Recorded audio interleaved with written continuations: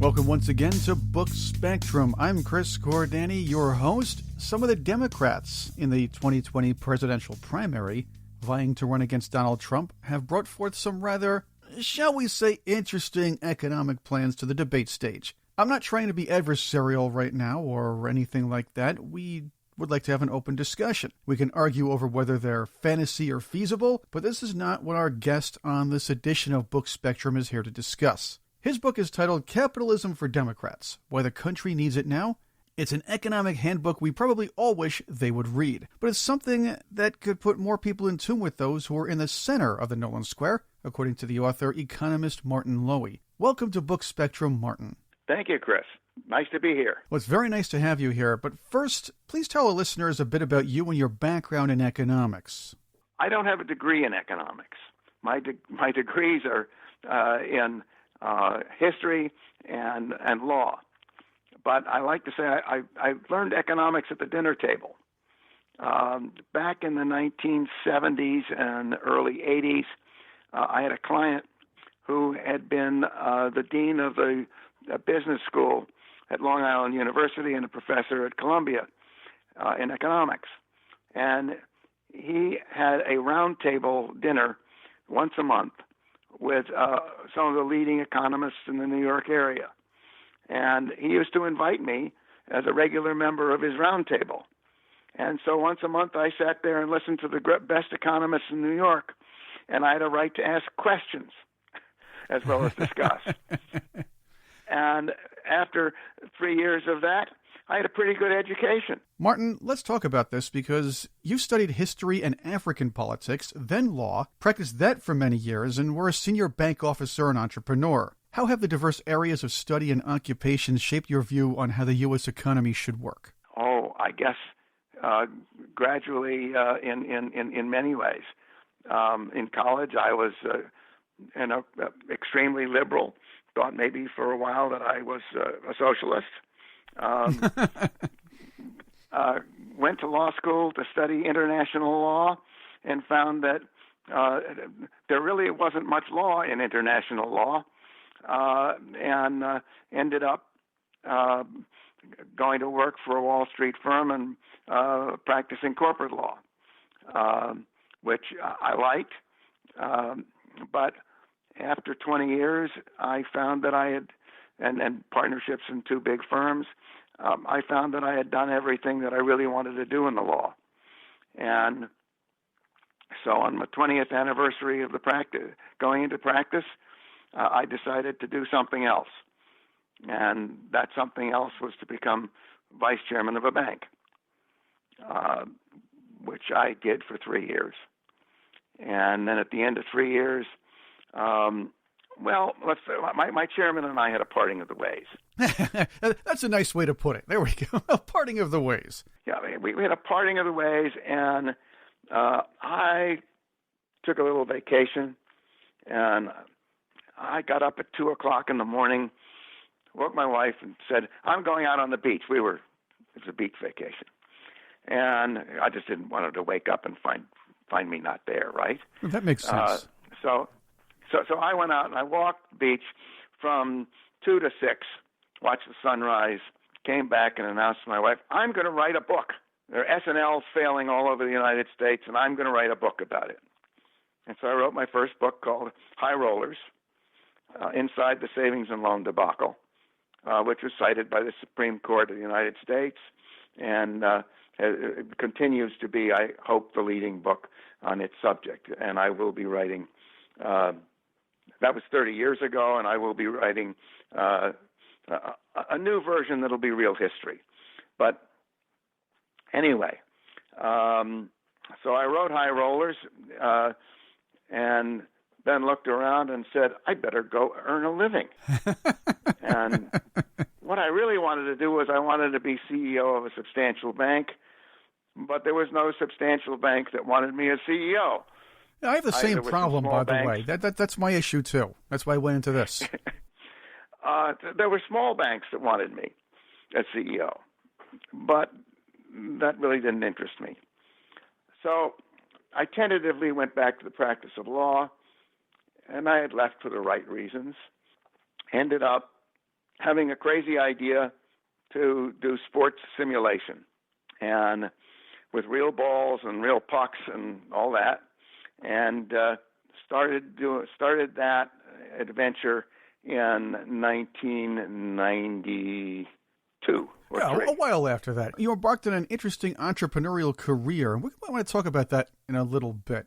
It'll sort of contribute to why you have the book and why you wrote the several other books you've put out. The title of this one, though, Capitalism for Democrats, might sound a bit snarky, but it really isn't when one opens up the book and reads it. The tone is rational. Those looking for partisan pot shots might be a little disappointed at first, but perhaps wiser to our system and its merits when read further. Why'd you choose the title Capitalism for Democrats? Because it is kind of a sensational title. Yeah, I chose it because in this year we have the Democratic primaries coming up, and we have issues that we haven't had to deal with for a very long time in terms of the diversity of the kinds of candidates that we have. Some at least one project who says he's a socialist, and others who say that they're centrists, and others in between. And so I thought this really ought to be directed to Democrats. Now, I should say, Chris, that the feedback that I've got, the reviews that I've got, have said this really is not just for Democrats. It's for all Americans. And so I am working on another volume, a companion volume, that will be Capitalism for America, and do away with the snarky title. Having said that, though, it is important that the title is Capitalism for Democrats, because the perception now is, and look, if you listen to MSNBC or even watch part of CNN and definitely hear what's going on with the Democratic debate, you can think that a very far left socialist wing of the party is starting to take it over, and socialism has become more popular, if you will. I think that's the proper word for it among younger people for one reason or another. Yes, and I think they're not sure what socialism means. Exactly. We don't educate our students. We don't educate young people on what it really means and the failed socialist governance of the years that maybe we heard about in our younger years. I think that's true, although I don't know exactly what gets taught in high schools these days or in colleges. I'm a long way away from that. But I do have the sense that the academy has been seized largely by the left. I don't think that that's a really good thing. I think that, not to say things were better in my day, but we had a diversity of professors when I was in college. We had some who were socialists and some who were very much right-wing. I have always embraced that kind of diversity. These are long past the days of Eugene V. Debs running for president 4 times and being having a small following because socialism was more of an untried form of government. We see the failures of that particular form, and we also see that the richest countries in the world, most of them, because we're not talking currency manipulation and other things, happen to be capitalist societies, or at least some form of capitalism, whether it be full free market or something in the middle like us, or maybe developing nations working on that as well. I mean, the pattern's there. Yes, and when you ask the young people who think they're socialists, you ask them, well, what socialist country do you want to emulate? And what you hear mostly is Sweden. Right. And that's not really a socialist nation. No, it is not. And I do cover that in the book, that it's not really a socialist nation. It happens to have some unique ways of governing itself, but they're not socialist. And it also is, in a sense, not a good example for America because the population of Sweden is about the population of metropolitan New York. Exactly. And the population is quite homogeneous, other than some recent immigrants. It's a homogeneous population that goes back a long way. And so they tend to have less disagreement on their goals than we do in the U.S. Another thing I want to throw out there, and I want to delve into your book a little bit, but for background, People look at a book or commentator that says what they're thinking. They like to read something that says, hey, I want to validate my own thoughts. It's like my party good, your party bad. But your book is for people who are sick of, and this is a growing faction, people who are tired of hearing left-right tribalism politics. And I am tired of it too.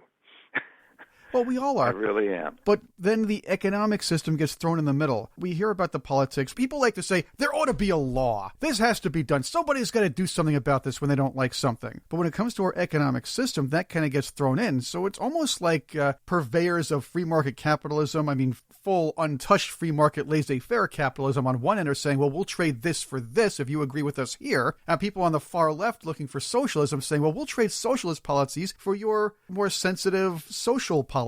And just back us so we'll back you. And all of a sudden we become a tribal nation and nobody understands, hey, wait a minute here. Our system actually works. We can make it work a little better, but nobody's talking about that. That's right. I think that if we look at the pattern of voters on a national basis over the last 20 years or so, everybody wants change. It's a nice word. It's a nice word. The winners have bashed the status quo and asked for change, regardless of whether it was change for the left or the change for the right. And in the event, Barack Obama turned out to be a centrist. I mean, he was, I do understand that many Republicans called him a socialist, but in fact, he was quite a centrist. And I might have hoped that he could be someone who brought the country together. In the event that didn't work, why that didn't work. Right. That's not what we're here for. We're here to talk about how the economy works and why your book is actually something that maybe people on both sides should really read. Again, my side good, your side bad is really wearing thin on most of the public. This is what happened in 2018's election and 2016's election. We can talk about that all we want, but the fact is, you also say, hey, wait a minute here. While we shouldn't have socialism, our particular brand of capitalism is good for a lot of reasons, but there are some things we can work out. You dedicate a lot of time to your thoughts on good capitalism versus bad capitalism in the book. Let's hit there. Sure. We need to understand capitalism works only when we also have a decent safety net. And in the U.S., we have a safety net that isn't quite adequate. Now, when we design safety net policies, we do have to be aware that if we go too extreme, we can rob people of incentives to work and incentives to make the economy work. And so that's an issue. And when we enact regulations, we have to understand that sometimes we can enact regulations that actually do more harm than good. But that doesn't mean we shouldn't have regulations. It doesn't mean we shouldn't have more safety net. One of the things that we have not been good at in our safety net is in helping out people who have lost their jobs due to either foreign competition or technology. And one can't know in many cases, why one's job disappeared. It could be foreign competition, it could be technology, it could be a combination of factors. But we need to help those people more than we have been. That's one of the things that I think is important. We have shown that universal health care is something that people want and that can work. Question is, how should you do it? There are all kinds of ideas. My perspective is, let's do it one way or another because it's needed. Whether it should be a Medicare kind of program or a private program, I'm really not sure. But we can all discuss it rationally if we agree that we need a program that works for everybody. Martin Lowy is our guest on this edition of Book Spectrum. His book, Capitalism for Democrats. Yes, the title sounds funny and cute, but the fact is it's a pro-American book. I want to talk about the safety net you discussed because a truly capitalist system does, unfortunately, have to have unemployment, which we don't want, but 100% employment is not very easy to do, and that also results in underemployment. A good capitalist system needs to find a way to put that safety net in for people who have lost their jobs, but also try to find a way to retrain people who want to try something different, who aren't working at the time and take care of some of the families, many of which have contributed to the economy previously before losing their work. Yes, and one of the issues is how do you take care of them? And one of the things that I think works well is let me back up and say, I'm a believer that people feel best when they have a job. They like to contribute. I don't think most people want to, sit on the sidelines and collect money for nothing. They really do want a job, and I believe that people feel better when they're working. So you want people to go back to work. There's an impediment often to going back to work because the jobs that they're offered are lower paying jobs than the jobs that they had. Exactly. That's underemployment. Well, we have a program where we do make up some of that difference between what they were making and what they are making now. But that program is very limited, and it requires a showing that it was due to foreign competition. We should expand that program and just say, for whatever reason, you lost your job. You take a job. We want you to take another job. If you take a job that has lower pay, we're going to make up for a certain period of time a certain percentage of that difference. That is, the government is going to make it up. So that encourages you to take a job. You're no longer on the dole, and you're able to have self-respect, take care of your family, whether you're a man or a woman, single or married, doesn't matter. You're able to have self-respect and take care of your family and yourself. The expense is a relatively small expense compared to the good that we can do with it. Well, it's not just good. It also brings people back to work. There's an incentive in our system also not to work. That's another issue altogether. But the book here, your book, Capitalism for Democrats, brings across something that I believe should be said by many people who've turned closed-minded over the years. Let's sit down and have a conversation. You, Martin, represent in the book, Capitalism for Democrats, a moral argument for capitalism. And we do hear, capitalism is immoral. You hear a lot of kids on college campuses screaming that. It's immoral. Capitalism can leave. We want, and they have the communist symbols are on the signs. You have the International Socialist Organization, and they're helping kids promote. We talked about this a little bit earlier. Before I go off on that tangent, let's talk about your moral argument for capitalism. The reason why capitalism is moral is because it really is based on decisions being made by consumers and not by elites. That is, when the business world decides what is it going to produce? It's going to produce what people will buy, and it will produce it only if it's at a price that people will buy. There are millions of customers making billions of decisions who are determining what gets built, what gets sold, and at what price. Now, it also has to be practical from the point of view of making it, but it is the consumers and not an elite that's chosen somehow that makes those decisions. And I think that is the moral basis of capitalism. And when we lose sight of that, and when we let elites make the decisions instead of the marketplace, then I think we get away from that moral basis of capitalism.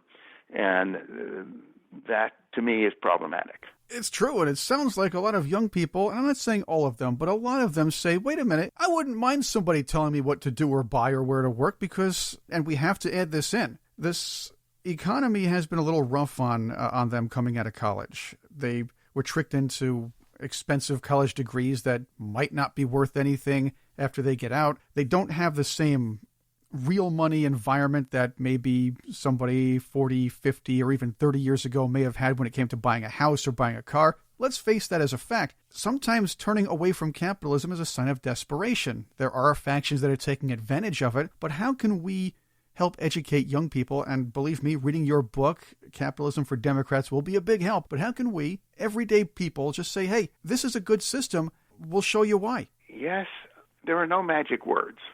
A magic wand. And, we would like one of those, wouldn't we? But there are no magic words when we talk with younger people who have questions, because their experience, as you said, particularly those who were sort of coming of age when the Great Recession hit in 2008, that was a terrible jolt to them, in part because they were told that could not happen. They were growing. They grew up believing that kind of thing couldn't happen. The Great Depression was a long time ago. It wasn't going to happen again. Well, it almost happened. And so their faith in the system was really shaken. And, one has to not only understand that, but sympathize with it.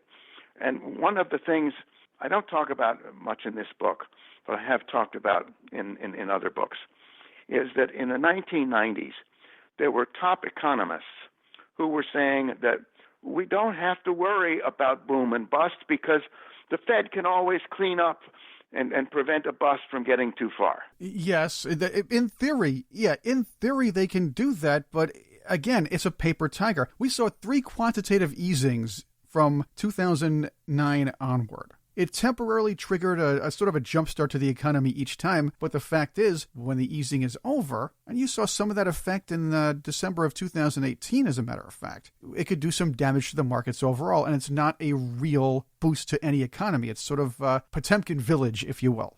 Chris, I'm not a macroeconomist, but I think we know a lot less about how to deal with those issues than we think. And when I say we, I mean the world at large. As I think I say in the book, the Fed does not admit to its shortcomings. The Congress thinks the Fed has to be wizards. But the fact is that the Fed are not wizards. They're just human beings who have usually economics degrees, but the current chairman doesn't. And they are trying to figure out what's going on just as much as the rest of us. So I don't think that they have any magic. And did quantitative easing work? Did it not work? Even in hindsight now, I don't know. I mean, I read a lot of this stuff, but I really don't know whether it was the right thing or the wrong thing. I tend to think that probably it was as much right as wrong, but I cannot tell. The book Capitalism for Democrats is a very pro-America book. It's not a your party good, my party bad, like we just talked about before. It's not my system great, your system is demonic, but it is saying our system works pretty well, and there are a lot of reasons for that. But a lot of that is also our own due diligence. So let's talk consumer awareness, which is something you bring up in the book, and I believe we should talk about that, especially in the context of this conversation. And for the listeners, you campaigned for the Consumer Finance Protection Bureau in the past. Do you think consumers are well informed today? And if not, what can we do to remedy that? Well, I think that consumers are never going to be fully informed because they don't have the time. It's largely their responsibility to utilize the tools that are available. And what government and regulation have to do is to make the tools available. And that means things like the Consumer Finance Bureau, Consumer Finance Protection Bureau, and the FTC and other agencies. There also is a responsibility on the part of sellers to try to make their products useful for consumers. What I see is that the most successful companies are the ones who do that and who don't deceive the consumers. You're right, Martin, because word spreads a lot more quickly these days. Yes, it does. And that's one of the wonderful things about the Internet. If a company is doing bad things, people find out about it pretty quickly.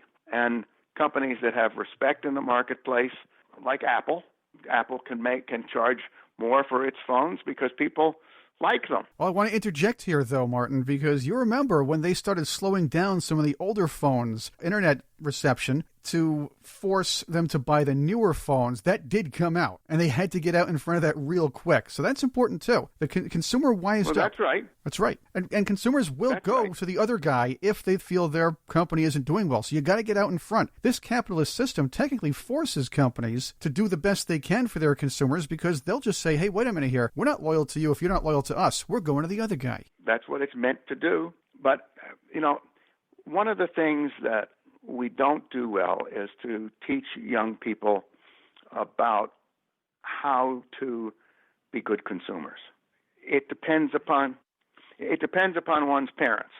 If your parents are good consumers, chances are you will be. And if your parents are not good consumers, chances are you won't be either. But our schools don't do a good job of teaching people how important it is to be a good consumer, not only for themselves, but for the system. And that's very important too, Martin. When I was growing up in the 1970s, we used to have, along with the cartoons, little consumer tips, PSAs that kids could watch and learn from. We did have some time taken out by our elementary school teachers to say, hey, learn how to spend your money wisely. You may only get a few dollars, or if you wind up getting a paper route later on, understand how this works. That should be taught more in the schools today as well. Certainly, schools ought to teach about being a consumer. And I don't think that's thought about much in educational circles because they're so preoccupied now with the testing, which is basic reading and math, that other subjects and other thoughts tend to get pushed aside. Keep in mind, financial literacy is very important these days, and that's not taught. That really hasn't been taught over the years. I'm not sure if that's by design or not, but it's something that districts should be looking into. It is not by design. It is, however, I think a product of the type of people who go into teaching. They tend not to be interested in finance very much.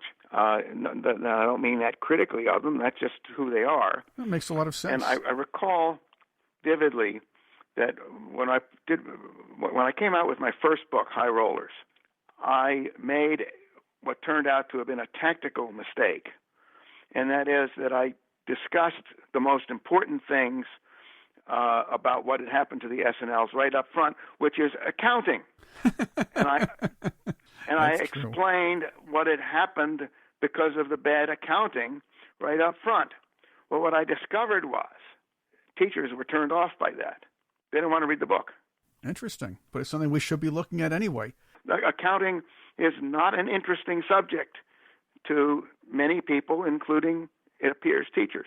That's where I want to ask this question. What do you want the readers to get most from this book, Capitalism for Democrats? And I mean all sides, not just the Democrats in the title.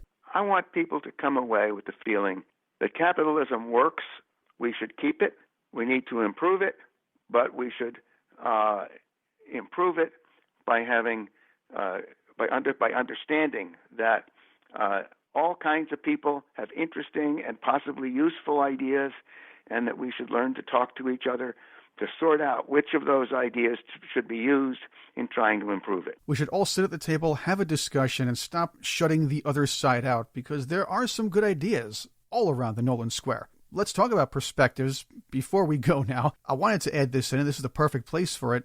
In 1964, you got to learn some interesting perspectives from Dr. Martin Luther King Jr. You got to spend some time with him alone. Yes. I had 1 hour alone with Dr. King, and it was a fabulous hour. What did I learn? I didn't learn anything concrete. Mostly he was asking questions, not giving answers. But I learned that, first of all, a great man can be inquisitive and really not want to talk about himself, wanted to learn more about, in this case, Yale University, which is where we were. And second, a person can be quiet and yet have tremendous charisma, and that's what he had. He was soft-spoken and polite, but it just radiated from him, this charisma. And one can't replicate it, but one can, by respecting it, hopefully carry oneself better through life than not having had that experience. Martin Lowy, how can our listeners learn more about you and Capitalism for Democrats? Go to capitalismfordemocrats.com, and it's all there. I'd like for you to go and see it. And if you want to buy the book, you can do it through the link there, or you can go to Amazon and put in Capitalism for Democrats, and it will come up. Thank you for coming on with us, Martin. Thank you. Once again, the book is Capitalism for Democrats, Why the Country Needs It Now by Martin Lowy. You can also find out more and links to Martin's site and book on our website, bookspectrum.com. I'm Chris Cordani. Thank you for listening to Book Spectrum.